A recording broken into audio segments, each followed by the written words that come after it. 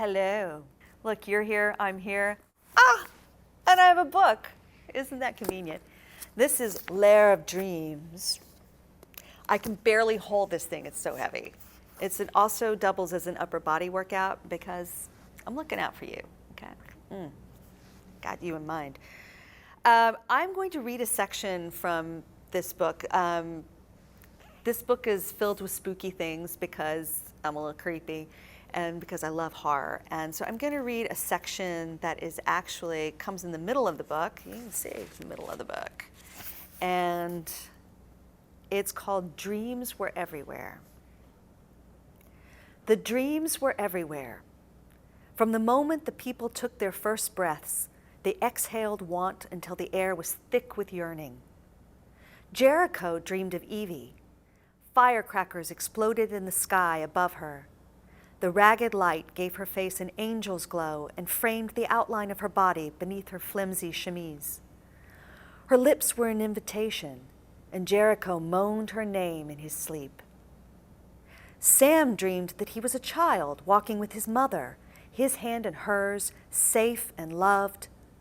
But they were separated by sudden crowds of soldiers filling the street. Sam was lost. And then his mother's voice drifted out from a radio in a store window, "Find me, little fox." In Mabel's dream, she climbed a tall platform and towered above a crowd of people who chanted her name. They were there to see her and no one else. Isaiah dreamed of the boy in the boater hat and the girl with the green eyes, happy as can be, and Isaiah was afraid for them, as if he could see the storm bearing down on their idol. He screamed and screamed that they were in danger, but no sound came out. Drunk on gin, Evie would not remember her dreams come morning. Theta dreamed of Memphis, and Memphis of Theta. And in both dreams, they were happy, and the world was kind. But dreams can't be contained for long. Their natural trajectory is forward, out, up, away, past all barriers and borders, into the world. This is true of nightmares, too. In the gloomy tunnel, the pale, hungry creatures crawled down the walls and into the old train station. They tested the rusted gate.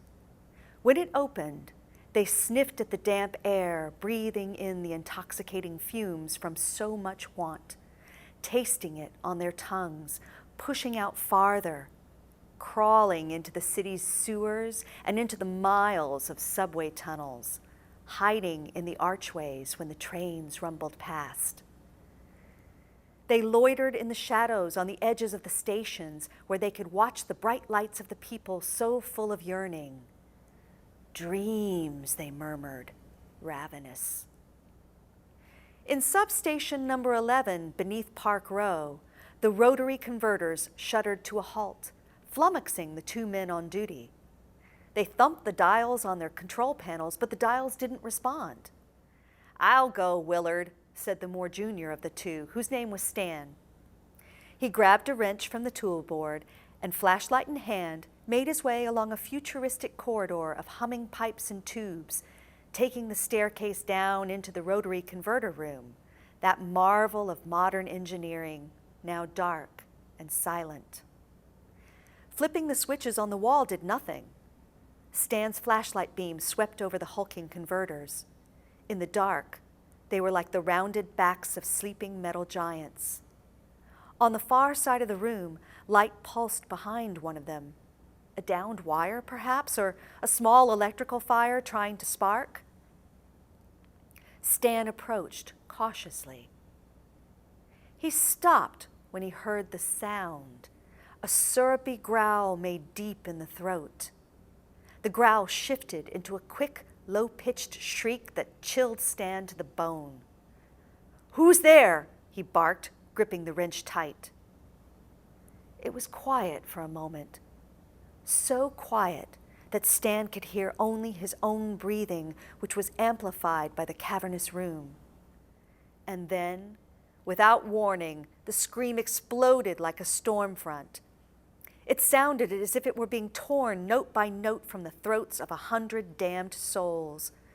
It filled the room so completely that Stan couldn't tell where it was coming from. Behind the converter, the light crackled anew, 1, 2, 3, projecting macabre shadows onto the substation's high, white-tiled wall. And then the thing stepped out. It appeared to have been a man once. Now it was something else entirely, something not human. Pasty skin as cracked as dry earth and blighted by red patches and sores, hair thin to spindly tufts. Opaque blue, soulless eyes stared from its chalky, skeletal face. The glare of the flashlight caught the razor-sharp edges of small yellowed teeth inside a rotted mouth that hung partially open. "Help me," Stan whispered like a frightened child, because this was the stuff of nightmares left behind in the nursery. The thing saw Stan. It cocked its head, sniffing. From deep down, the growl started, like a dog giving warning over its food. Black drool dribbled down from the sides of its mouth, and then its jaw unhinged, wider than humanly possible. It shrieked again, and Stan didn't care that he'd wet his pants or that he was blubbering as he stumbled backward toward the door. He was running now, but it was no use, because there were more.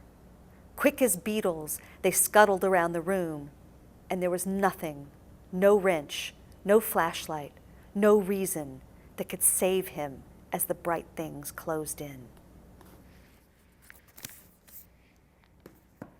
Dun, dun, dun!